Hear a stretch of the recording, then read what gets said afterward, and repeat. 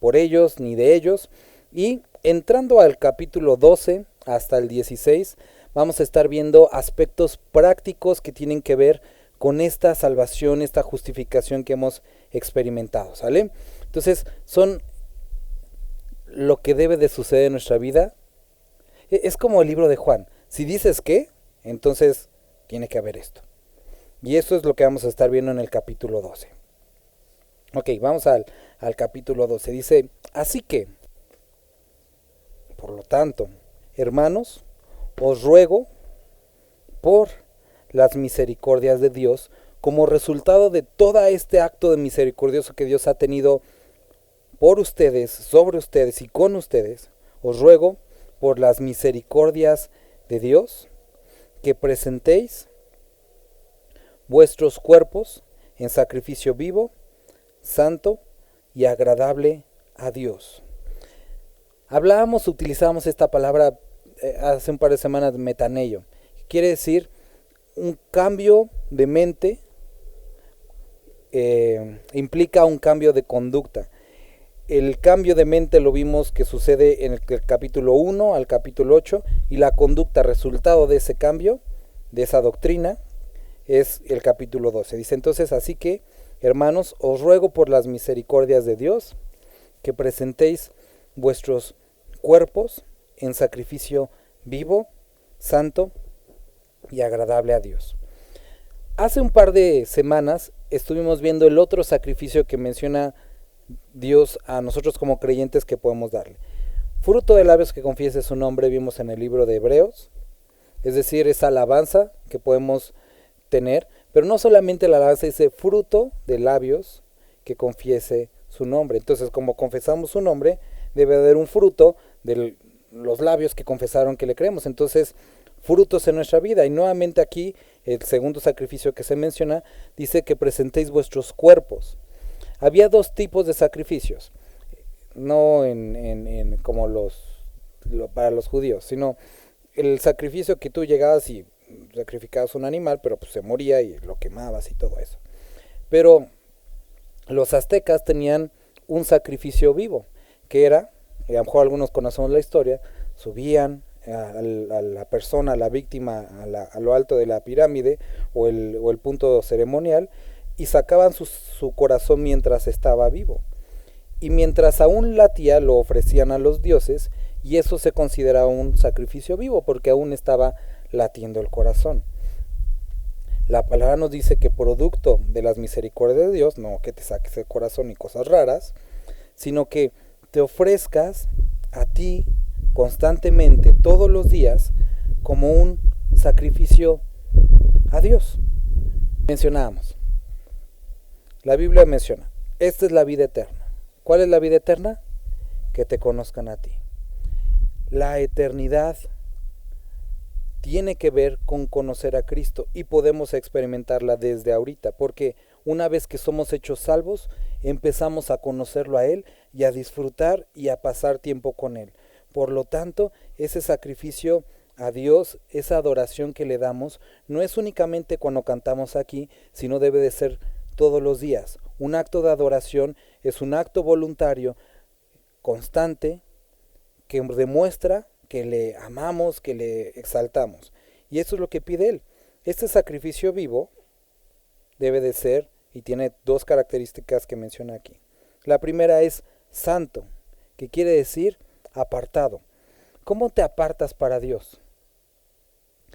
Mencionamos, y aquí podríamos tener la tendencia de decir, bueno, no quitamos el pecado de nuestra vida. Y aunque sí, acabamos de invertir 8 capítulos en mencionar que no tiene que ver con lo que nosotros hacemos, sino con lo que Él ha hecho en nuestra vida. Y lo que Él requiere de nosotros es una relación íntima y cercana con Él, que va a producir alejarnos de este pecado. Por lo tanto, el sacrificio santo es aquel que se ha apartado para Él, como dedicando y pasando tiempo con Dios, que va a producir un alejamiento del pecado. El sacrificio vivo del que está pidiendo es un hombre o una mujer que pasa tiempo con Dios, y lo cual produce todo ese cambio que ya estuvimos viendo. Necesitamos ser este tipo de sacrificios vivos. ¿Por qué digo que no es necesariamente, o sea, no se refiere o no está hablando de los que vienen a la iglesia o los que van a la iglesia? Porque el asistir a un lugar no produce santidad. El cargar una Biblia no produce santidad. El pasar tiempo con Él produce santidad. Juan capítulo 17, versículo 17, santifícalos en tu verdad, tu palabra es verdad. El pasar tiempo en su palabra, pasar tiempo con Él, produce ese cambio. Entonces es un sacrificio vivo, santo y agradable a Dios. Entonces agrada a Dios este tipo de sacrificio. Y este es la forma racional, inteligente, de poder dar culto a Dios. A lo largo, nosotros vivimos aquí en México y tenemos grande historia de culturas precolombinas. Cada una daba adoración a sus dioses de maneras particulares, ofreciendo comida, a través de guerras, ofreciendo agua, sacrificios humanos, sacrificios animales. Algunos piensan que adoran a Dios echándole cohetes, prendiéndole velas, haciendo tapetes, incienso.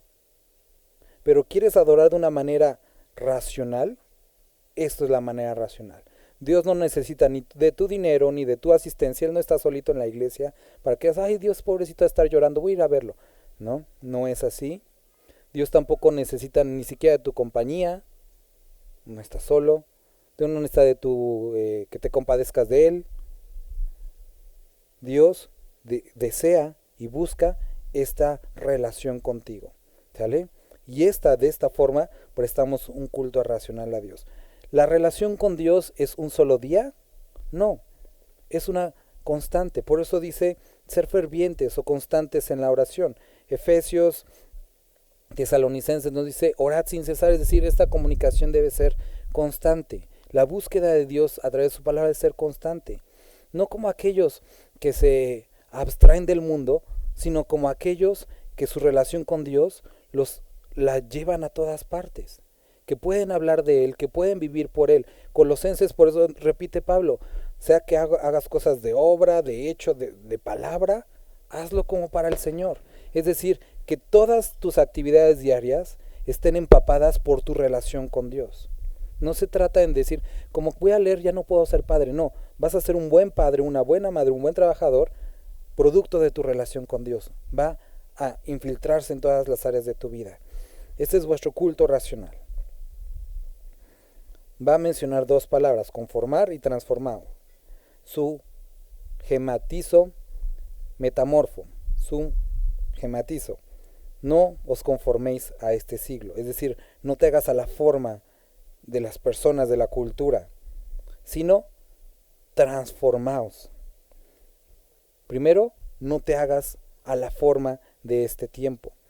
Moisés, cuando estaba en el desierto, le pide dos cosas a Dios. Dios, si tú no vas, no nos pides que vayamos. No queremos ir si tú no vas. Y la segunda, apártanos de las demás naciones. Haznos diferentes. Dios, este hombre de Dios quería ser diferente y no quería ir a un lugar donde Dios no estuviera. Y Pablo nos recuerda, el Espíritu Santo nos recuerda que lo que Él quiere, que Dios quiere de nosotros, producto de la justificación, salvación, santificación, es que no nos conformemos. No te hagas a la forma de. Si eres gelatina y te echan un molde, te conformas, te haces a la forma del molde. Pero nosotros no somos gelatina para hacernos a la forma de este mundo. Dice, no te hagas a la forma de este mundo. En la forma de pensar, en la forma de educar, en la forma de trabajar, en la forma de hablar, en la forma de esperar. No te hagas a la forma del mundo, sino transformaos por medio de la renovación de tu entendimiento. El entendimiento necesita ser transformado. La forma en la que ves el mundo necesita ser transformado. La palabra entendimiento que encontramos aquí implicaba dos cosas: forma de pensar y voluntad. En griego, cuando usaban esta palabra, era forma de pensar y tu voluntad necesita ser transformada. para que puedas ver las cosas desde la perspectiva de la cruz, las cosas diferentes, para que comprobéis, cuando tu entendimiento es transformado, entonces puedes comprobar cuál es la buena voluntad de Dios, agradable y perfecta. Cuando sometes tu voluntad a su voluntad, entonces te das cuenta que su voluntad es perfecta y su voluntad es agradable para ti. De otra forma, te va a ser difícil entenderlo, verlo y experimentarlo. Necesitas transformar tu entendimiento, la forma en la que ves las cosas, por la renovación que produce la exposición a su palabra. ¿Vale? Entonces, esta primera parte habla de lo que tenemos que transformar. Versículo 3. Digo, pues, por la gracia que me es dada, a cada cual que está entre vosotros, que no tenga más alto concepto de sí del que debe de tener. Recuerdo cuando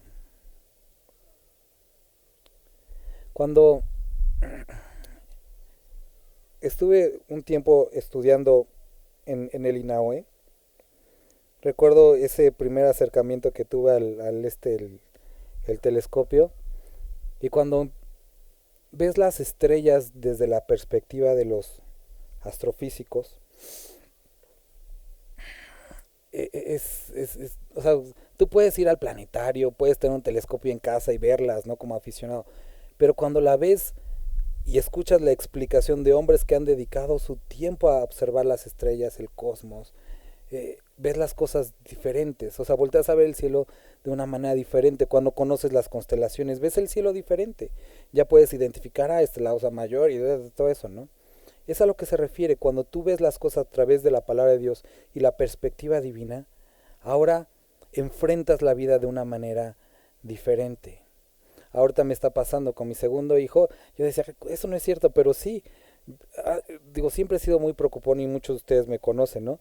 Pero ahorita sí ya, por ejemplo, ayer, luego yo le digo, ay, ya que se aguante, que llore un ratito, porque ya ves a tu segundo hijo desde la perspectiva de lo que ya pasaste con el primero, y a lo mejor con el tercero, que no va a llegar, pero el tercero pues ya lo ves diferente, ¿no? Entonces, es lo que nos está hablando, que podamos ver las cosas desde la perspectiva divina. Digo pues, por la gracia que me es dada, a cada cual que está entre vosotros, y va a empezar a hablar cosas prácticas, que no tengan más alto concepto de sí que el que deben de tener, sino que piensen de sí con cordura. Primera cosa, Dios quiere que entre nosotros, que pienses de ti mismo con cordura. Somos dados a pensar, lo vimos en Filipenses con los varones. Haya en vosotros el mismo sentir que hubo en Cristo Jesús, el cual siendo en forma de Dios, no estimó al ser igual a Dios como algo a que aferrarse, sino que se despojó. Es decir, él se percibió como Dios y dijo, esto no es algo a lo que yo me debería de aferrar para poder salvarlos. Y tú y yo podemos percibirnos de alguna manera. Te percibes como un profesionista, como una persona que tiene un oficio, como una persona que tiene un pedigrí, persona que tiene ascendencia. Los que digan, no, es que soy francés, lo que quieras decir que eres, puede ser que te percibas de esa forma, pero no debería, dice, hayan ustedes este mismo sentir que hubo en Cristo Jesús, el cual siendo en forma de Dios, el cual siendo doctor, el cual siendo esto, no lo estimó como algo a que aferrarse, sino que se humilló. Entonces nos pide que haya en nosotros este mismo sentir, y aquí nos está diciendo que cada uno de nosotros piense de sí mismo con cordura, no teniendo un concepto más alto de sí del que debería de tener. ¿Por qué? Porque también Corintios nos dice, Primera de Corintios, que a lo vil y menospreciado eligió Dios. ¿Para qué? Para avergonzar a lo sabio. Entonces, el hecho de que tú y yo estemos aquí significa que no somos de lo mejor, que hay personas mucho más capacitadas. Y la semana pasada también hablábamos de esto, que Dios hizo esto con la nación de Israel, escogió a gentiles para meterles celos. Y como muchas veces Dios elige a personas como yo, para personas que son mucho más intelectuales, más articuladas, que pueden explicar mejor la palabra, les dé toques y digan, ay, yo debería estar predicando. Pues bueno, busca a Dios y predica. Entonces, no tengamos un concepto más alto del que deberíamos de tener. Ser un sacrificio vivo, santo y agradable, te debe de llevar a percibirte con cordura. Y por lo tanto, la percepción que tienes de ti te ayuda a relacionarte con las personas de una manera diferente. Esto es lo que hace un sacrificio vivo. Si tú dices, es que no sé qué es lo que hace, bueno, primero piensa de sí con cordura, teniendo un concepto de él, que es el que la palabra le muestra, conforme a la medida de fe que Dios repartió a cada uno.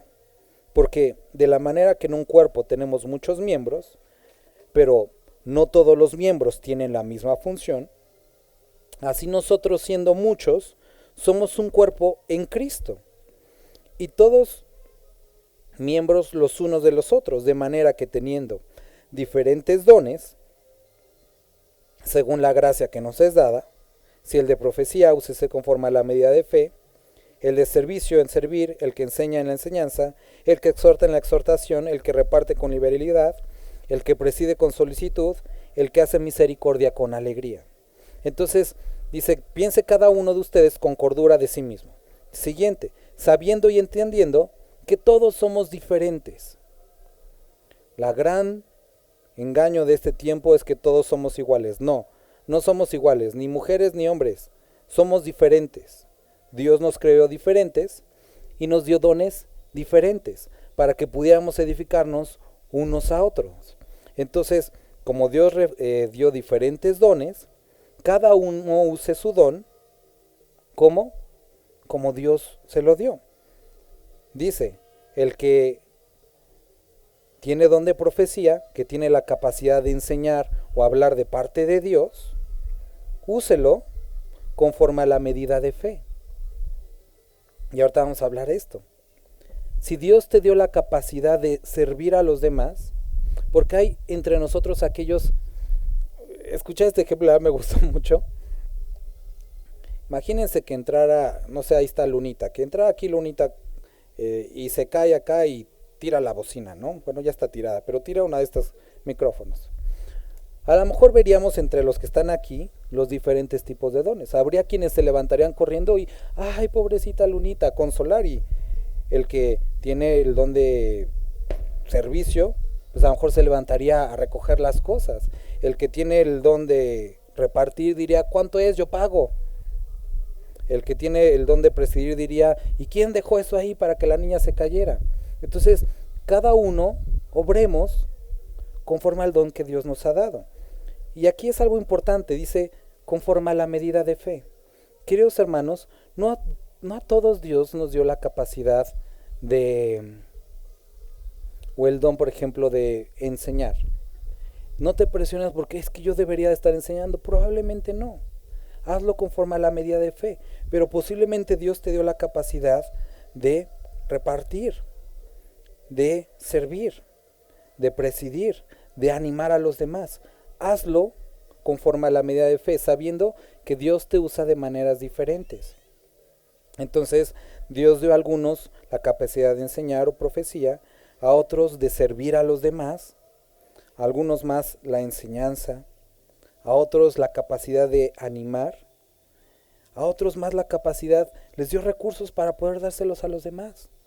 Y dice que lo des libremente.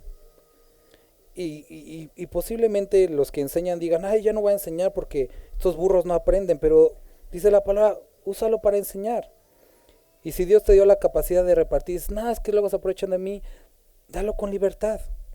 El que preside dice con solicitud. Es que van a decir que quiero mandar. Ese es el don que Dios te dio, administrar. Y el que hace misericordia, hazlo con alegría. No digas, bueno, te lo voy a perdonar, pero es la última vez. No, con alegría. Cada quien conforme a la medida de fe que Dios le dio. Si Dios te dio mucha misericordia, camina en misericordia. Si Dios te dio mucha capacidad de enseñar, camina en eso. No deseando y no sintiendo condenado porque no puedes hacer lo que hace el otro. Haz lo que Dios te dio. A algunos les dio la capacidad de predicar en las calles. Y a lo mejor algunos de aquí son penosos y dicen, no, es que yo no sé cómo iniciar una conversación. Bueno, a cada uno conforme a la medida de fe que Dios le dio. Pero a todos Dios nos dio dones. Versículo 9. Recuerda, sin presión y sin condenación. Los que hemos sido, o los que somos sacrificios vivos, hacemos lo que Dios nos llamó de una forma libre, una manera así, natural. Versículo 9. El amor sea sin fingimiento. Eso quiere decir que hay un tipo de amor con fingimiento. Pero Dios dice que si quieres ser un sacrificio vivo, ama sin fingir. ¿Cómo? Aborrece lo malo, sigue lo bueno. El amor no hace lo malo. Y lo vemos también, esto es lo que nos menciona también en Corintios. No busca lo suyo, no se envanece. El amor, ¿qué es lo que dice? Aborrece lo malo y sigue lo bueno. Entonces, amor sin fingimiento. Si no estás experimentando amor, pídele a Dios, pero no finjas tener amor. Miren, hermanos, tenemos muchas palabritas así entre los cristianos, ¿no? Como bendiciones, hermano, o cosas como estas, pero la Biblia dice, no finjas. Si tú no quieres decirle bendiciones, hermano, o si no vas a orar por el hermano, no le digas, voy a orar por ti. No vas a orar, no seas chismoso, simplemente mejor dedícate y di, no, voy a orar por el hermano. Pero no digas algo que no vas a hacer. No digas bendiciones cuando dices, realmente ni me gustaría.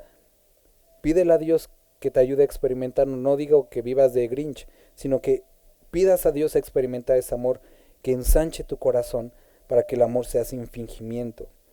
Aborrece lo malo y sigue lo bueno. Si hay algo mal en este mundo, si hay algo mal en tu vida, el que es sacrificio vivo aborrece eso malo.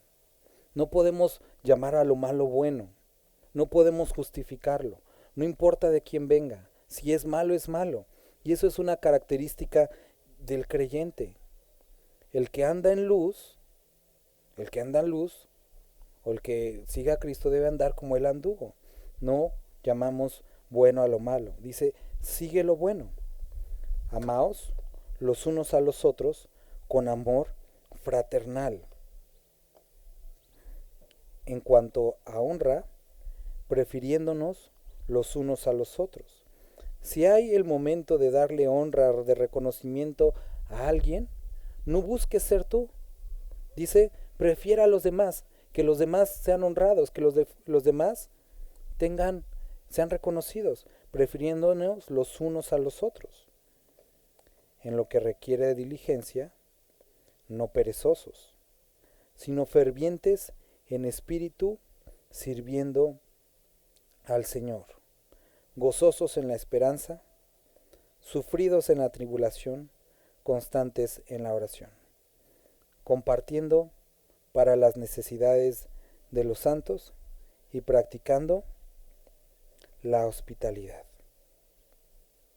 En esta sección, a partir del 9, y bueno, como ya lo venía haciendo, pero habla de cosas muy prácticas.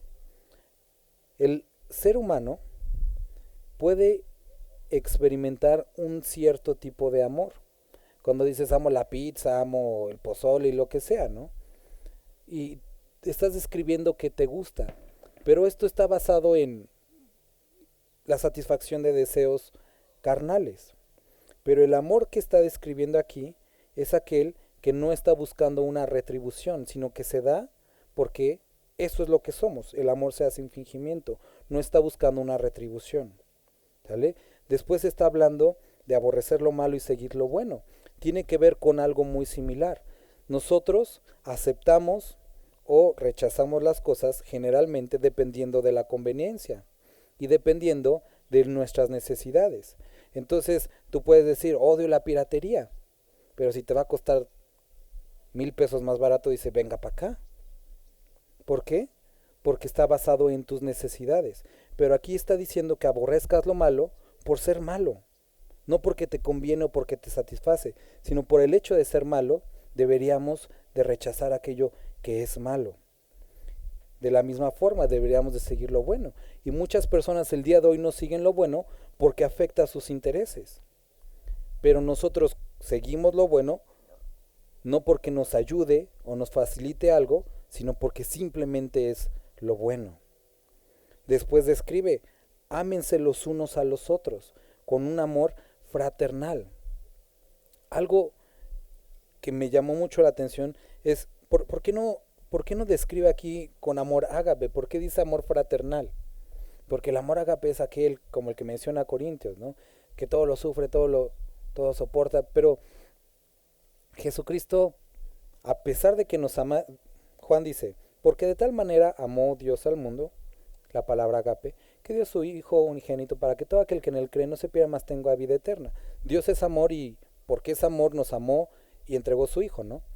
Y pudiera pensarse que casi, bueno, pues como Él es eso, lo tuvo que hacer porque Él es amor. Pero más adelante, en los evangelios encontramos algo que dice, no hay amor más grande que el que da su vida por sus amigos. Porque el ser amigo es algo que decides. Dice, yo doy mi vida por ustedes. Ya no los consideraré siervos, sino ahora son mis amigos. Y esto es el amor fraternal, un amor producto de una decisión. No porque me obligan porque soy cristiano, te tengo que decir que te amo, sino porque quiero hacerlo. Porque Cristo lo dijo, ustedes no me eligieron a mí, yo los elegí a ustedes. Y es algo bonito, es el ejemplo que utilizábamos hace un par de días, ¿no? Con estos dos hijos, uno propio y uno adoptado, ¿no? El hijo que era de la pareja empezó a molestar al adoptado, le dijo, ay, tú eres adoptado. Y el adoptado le dijo, sí, pero por lo menos a mí me escogieron. Tú les tocaste a tus papás, pero a mí me eligieron. Y es exactamente lo mismo, Cristo te eligió a ti. Se la rifó contigo. Y esto es algo hermoso, que Cristo me eligió a mí sabiendo quién soy. Eso es verdadero amor. Y aquí cuando habla de este amor fraternal, es este amor de amigos, que implica dar la vida por los demás. ¿Entiendes? Esto es una decisión. Morir, a veces es mucho más fácil morir por alguien, porque es un instante. Pero vivir por, esto implica constancia. Y este es el amor al que nos está invitando. Ámense los unos a los otros con un amor que es una decisión que se renueva cada día. A lo mejor antes me caías bien porque no te conocía, pero ahora que te conozco ya no me caes tan bien. Pero el amor del que habla aquí me lleva a, el amor cubre multitud de faltas, multitud de defectos. Ámense con este amor fraternal, que es producto de una decisión. En cuanto a la honra, después prefieran a los demás. Entonces busquemos que los demás sean edificados. Busquemos que los demás crezcan, que los demás sean reconocidos. Porque dice que el mayor, Cristo lo explicó, debe de servir más. Y entonces en tu búsqueda de Dios tienes que buscar servir más a los demás. Después dice, en lo que requiere diligencia, y esto es algo que requiere diligencia, no seas perezoso. Los creyentes no somos malos trabajadores, malos estudiantes, malos ciudadanos. Si algo requiere diligencia, y esta semana, no has ido a pagar el recibo de luz y ya venció ayer, eso requería diligencia. Y la palabra dice, si algo requiere diligencia, no seas perezoso. Y así cada aspecto de tu vida. Hermano, no hay nada más importante que tu relación con Dios. No seas negligente con esto. Si algo requiere diligencia, no seas perezoso. Dice, fervientes en espíritu.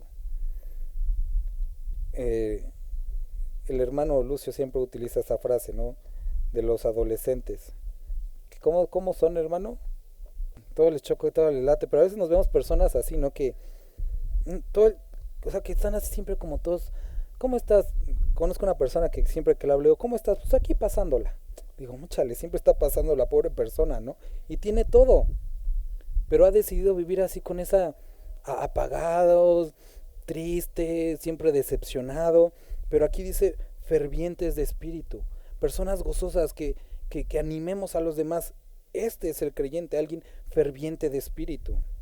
Dice, sirviendo al Señor, buscando cada oportunidad. Y recuerda, servir al Señor no es poner la lona, no es venir a poner sillas. Servir al Señor es cada acto en tu día a diaria que glorificas al Señor, siendo buen trabajador, buen estudiante, cómo hablas, cómo ayudas, cómo sirves a los demás. Eso es servir al Señor.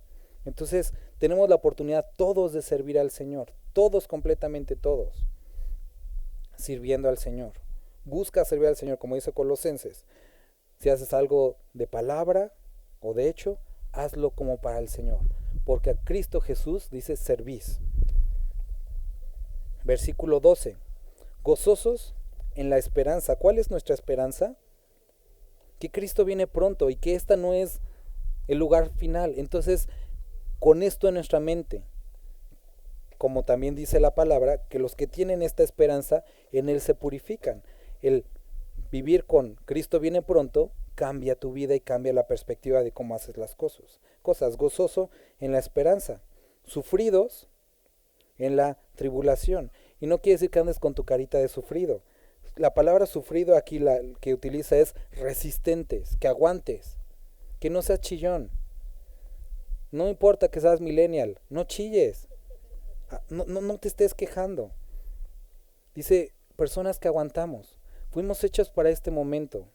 Y no sé si a ustedes les choca, pero a mí me choca ver así a veces las publicaciones y todo eso, todo el mundo así quejándose de todo. Ya, para esto somos. Y los creyentes a veces son muy chillones. Para esto fuimos hechos, para este momento. Mardoqueo le dice a Esther, ¿no te das cuenta que posiblemente para esto fuiste puesta aquí? Este era su momento de brillar, de servir, de ser luz. Y es lo mismo, sufridos en la tribulación. Después dice, constantes en la oración. Esta comunicación con el Padre debe ser algo constante. Vuelvo a decir, si te sigues preguntando cómo se ve un sacrificio vivo, es de esta forma. Constantes en la oración, gozosos en la esperanza, sufridos en la tribulación. Versículo 13. Compartiendo para las necesidades de los santos. No habla de las figuritas de las iglesias, claro está, sino de cada uno de nosotros. Si Dios te ha dado algo y tienes la oportunidad de compartir, la palabra de Dios te dice que si eres un sacrificio vivo, no te refrenes, comparte para las necesidades de los santos. Y dice, y practicando la hospitalidad. ¿Por qué? Juan capítulo 13, versículo 20, dice, si haces esto al que yo envío, lo haces a mí. Cuando tú haces algo o das algo para los creyentes, es como si se lo estuvieras haciendo a Cristo mismo. Entonces tienes que pensar que cuando compartes para la necesidad de los santos, es como si lo estuvieras haciendo para Dios. También algo muy hermoso en el Mateo capítulo 10, del 41 al 42, nos dice que el que hospeda a profeta, recompensa de profeta recibe. El que hospeda a creyente, recompensa de creyente recibe. ¿Qué quiere decir? Hay ocasiones en las que a lo mejor tú no vas a ir a Timbuktu, pero si apoyas a aquel que está yendo a Timbuktu, la misma recompensa que va a recibir por haber ido, tú la vas a recibir por haber apoyado a esta persona. Esto es lo que explica Mateo. Entonces podemos ser partícipes de el servicio del evangelismo por también compartir lo que nosotros tenemos. Entonces, compartiendo para las necesidades de los santos. Hermanos, no te olvides de aquellos que sirven. ¿Por qué? Porque la palabra de Dios te pide y dice también practicando la hospitalidad. Es decir, abrir tu hogar y tu corazón para aquellos que tienen alguna necesidad. Estaba meditando en la semana en esta palabra hospitalidad, que sabemos, bueno, es similar o es la misma palabra o el origen de hospital, ¿no? Y el origen que tiene en griego habla de esto. El hospital o la hospitalidad eran lugares en los que se reconstruían a los quebrantados, a los que tenían alguna dolencia. Y hablaba de aquellos que por el camino tenían alguna dolencia, habían sido lastimados y entonces alguien abría su casa y era ese hospital para los necesitados, es decir, satisfacías alguna necesidad. Entonces, practica la hospitalidad. Lugar para sanar corazones. Versículo 14. Bendice a los que os persiguen. Bendecid a los que os persiguen. ¿Cuál es? Lo vimos en Timoteo hace un par de meses. La forma de bendecir, la forma más grande de bendecir a una persona es a través del Evangelio. ¿Por qué? Porque su vida cambia. Y cuando alguien nos persigue, esto es un gran regalo, el conocimiento del Evangelio. Pero aquí dice: bendecid a los que los persiguen, bendíganlos y no maldigáis. Si alguien, hermano, hermana, en el trabajo, en la escuela, el día de hoy te trae tirria, como dicen, la palabra dice: no hables mal de ellos, di o busca el bien para ellos y no los maldigas. Así es como se ve un sacrificio vivo, santo y agradable a Dios.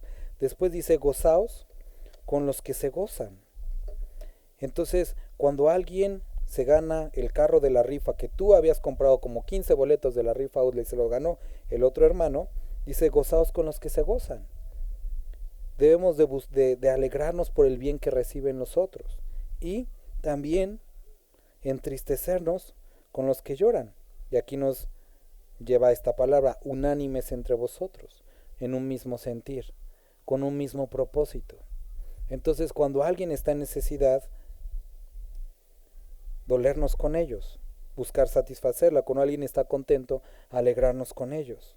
No ser egoístas, no ser envidiosos, no ser codiciosos, porque así no se ve un sacrificio vivo.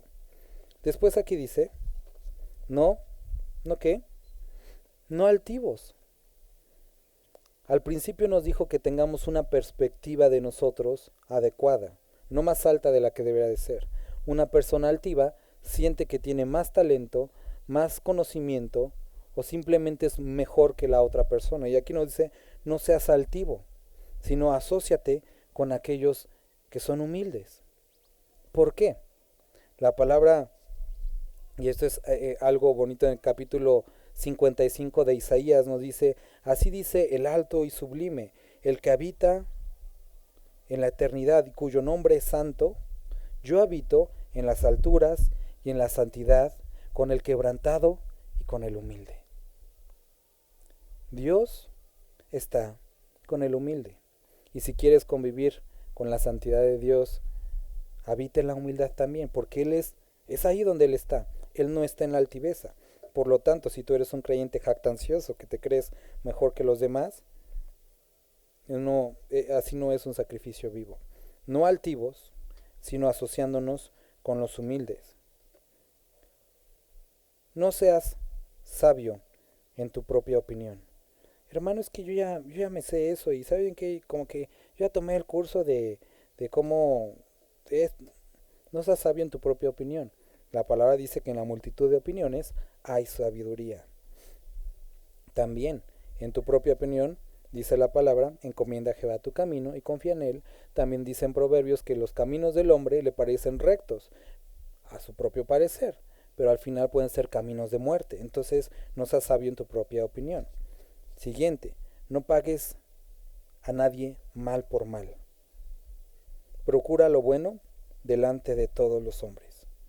No pagues mal por mal. Si alguien te ha hecho mal y tienes la oportunidad, porque a veces las circunstancias te dan la oportunidad de regresárselas, dice la Biblia: no lo hagas. Procura lo bueno delante de todos los hombres, incluso si te hicieron mal, porque eso es lo que hace un sacrificio vivo. Si es posible, y en cuanto dependa de vosotros, y esa es la segunda vez que la Biblia nos termina Hebreos con esto: buscad la paz con todos. Y aquí nos voy a repetir: si en lo que dependa de ustedes, estad en paz con todos los hombres. Hermano y hermana, busquemos la paz con todos los hombres. Esto de verdad, y a mí muchas me han criticado en otras ocasiones porque dicen: ay, el pastor dice esas cosas, pero a mí me da igual que sepan cómo soy, porque digo, me gusta ser transparente. A mí me cuesta un chorro el tráfico, y a veces se me cierran y ahí voy a alcanzarlos para cerrarme. Y cada vez cuando voy así, me recuerda a Dios: buscad la paz con todos y la santidad, sin la cual nadie verá al Señor. Hebreos termina así. Y entonces cuando ya voy, dice: buscad la paz con todos. Si alguien te toca y vas a tocar, Buscad la paz con todos. ¿Por qué agarras broncas que ni son? Buscad la paz con todos. Y entonces aquí la palabra nos está recordando. Si tienes la oportunidad de hacer daño o de regresar, no lo hagas. Está en paz con todos los hombres, en lo que dependa de ti. Y si es posible. No quiere decir que tú digas, es que Dios no fue posible esta vez. No. En todo, en todas tus fuerzas, en todas tus habilidades, busca la paz con todos, en lo que dependa de ti. Versículo 19. No os venguéis vosotros mismos, amados míos. No te vengues.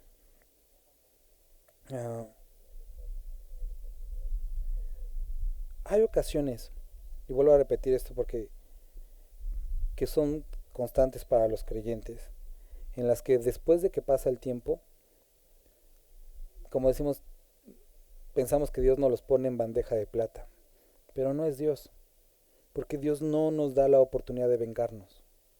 Vuelvo a repetir, si tú piensas que Dios está poniendo a las personas en bandeja de plata, no es Dios, porque Dios dice, mía es la venganza. No te comparto la venganza, no, mía es la venganza, dice Dios.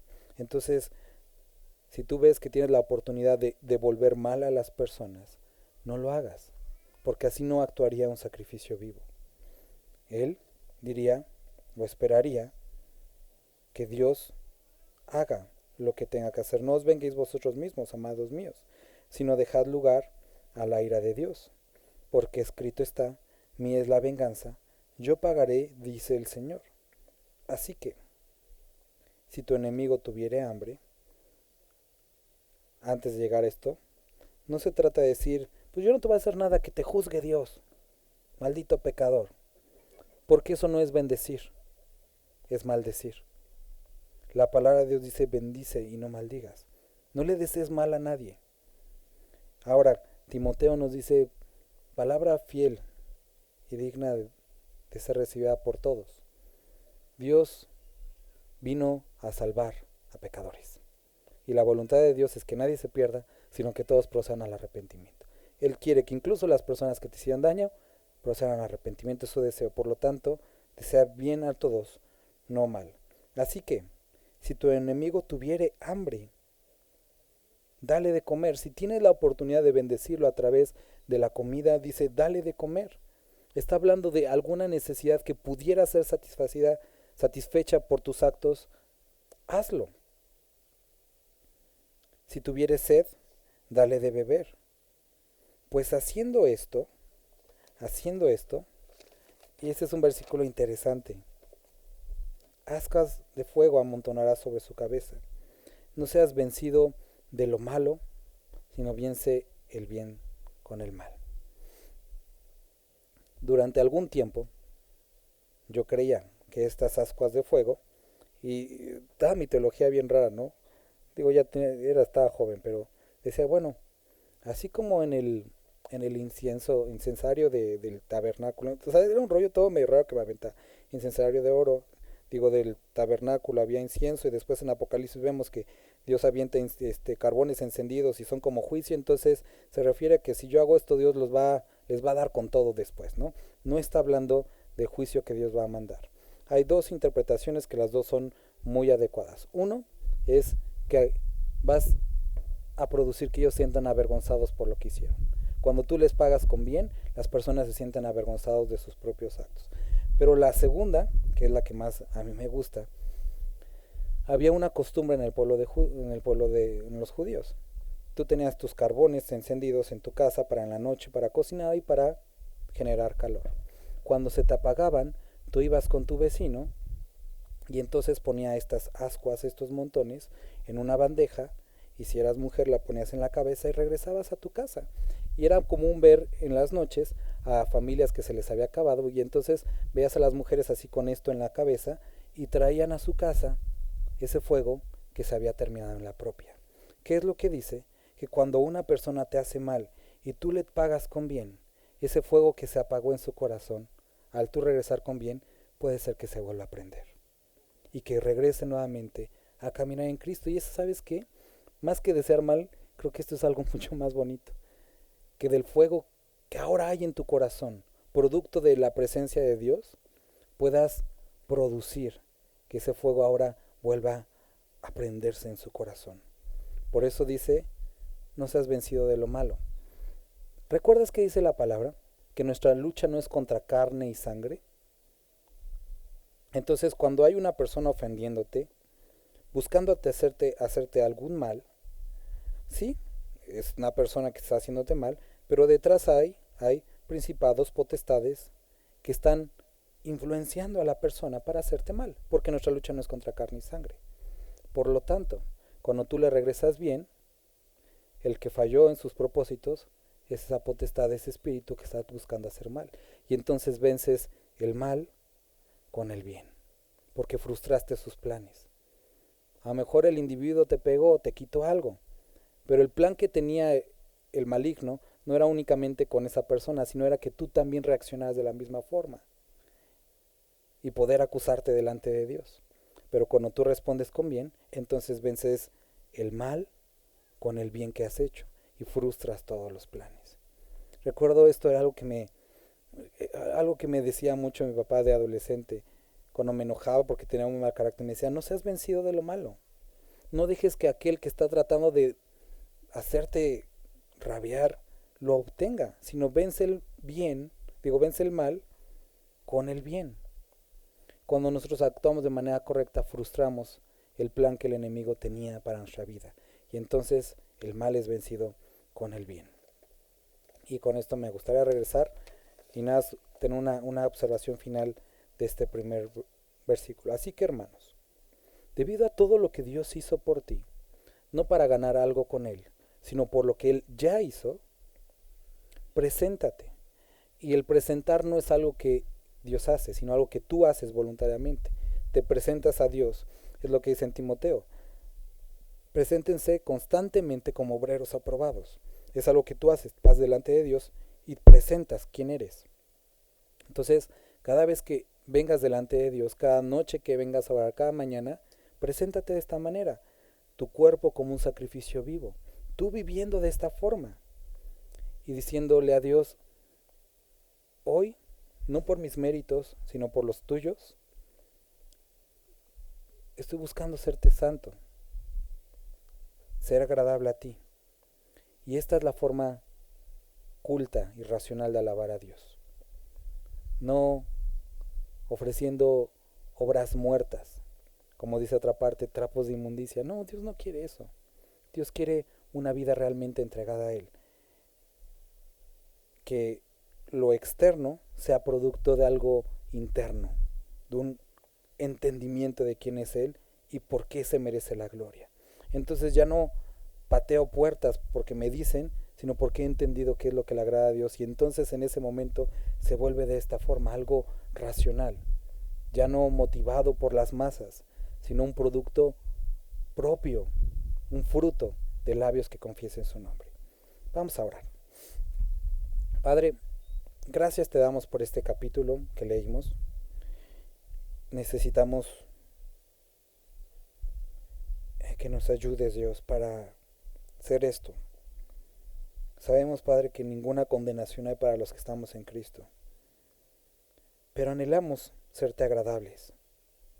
Queremos serte agradables, Dios, y te rogamos que nos ayudes a hacer estos sacrificios vivos, que podamos testificar con palabras, pero también con nuestros actos, que hemos entendido, no solamente en la iglesia, Dios, sino en las pequeñeces de la vida, en cómo miramos, en cómo hablamos a los demás, cómo tratamos a personas que nos sirven y personas que servimos, la sonrisa que llevamos en el rostro, el amor con que miramos a las personas, la forma en la que retribuimos a los que han sido buenos con nosotros y a los que han sido malos. Padre, que en cada uno de estos actos puedan verte a ti y que tú seas glorificado. Líbranos del mal, Señor, y ayúdanos a permanecer de esta forma en ti. Gracias, Padre. Amén.